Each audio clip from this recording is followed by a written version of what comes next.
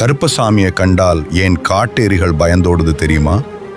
இரவு 12 மணி அந்த காட்டில் யாரோ பார்க்கிறார்கள்.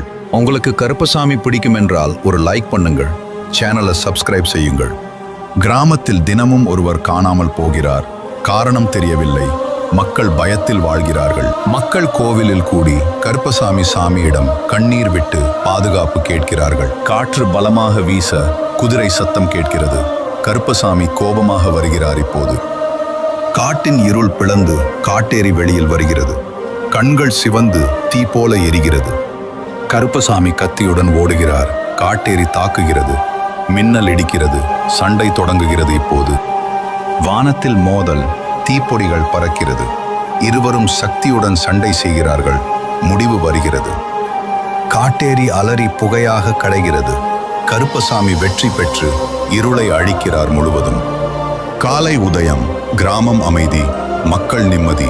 கருப்பசாமி காப்பாற்றினார் என்ற நம்பிக்கை நிலைத்தது.